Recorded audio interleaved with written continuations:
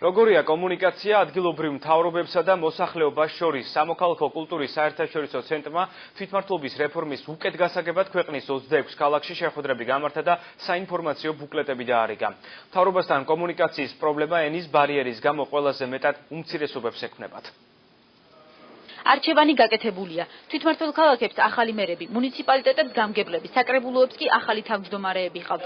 მაგრამ თვითმმართველობის ახალი კოდექსის მიხედვით მოსახლეობის სამოქალაქო ვალდებულება საარჩევნო ყუთთან არ მთავრდება და მათ ადგილობრივი მთავრობის საქმიანობა აქტიურად უნდა გააკონტროლონ. ქვეყანაში ჩატარებული საინფორმაციო კვლევის ავტორები ამბობენ, რომ მოსახლეობის დიდი ნაწილი ადგილობრივ მთავრობასთან ეფექტურ კომუნიკაციას ვერ ახერხებს და არც თვითმმართველობის რეფორმის მთავარ სიახლეებს იცნობს.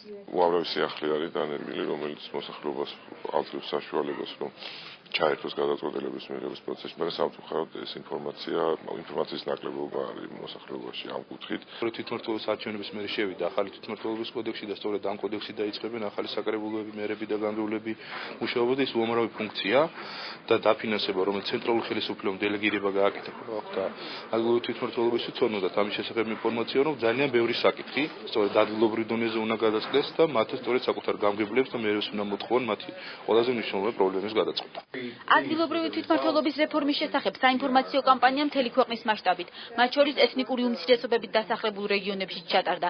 შედეგების შეფასებისას სამოქალაქო კულტურის საერთაშორისო ცენტრში აცხადებენ, რომ ენობრივი ბარიერის გამო საზოგადოების ამ კონტინგენტისთვის ადგილობრივ მთავრობასთან მუშაობა განსაკუთრებულად რთულია. პროექტის ერთ-ერთი ავტორის კოტე კანდელაკის თქმით, მოსახლეობა პროცესების თანამონაწილე მხოლოდ იმ შემთხვევაში გახდება, თუ ხელისუფლება ხალხთან კომუნიკაციის ინდივიდუალურ და გამარტივებულ ფორმებს მიმართავს. პირველი რაც არის და ჩვენ ეს არის უშუალო კონტაქტი მოსახლეობასთან.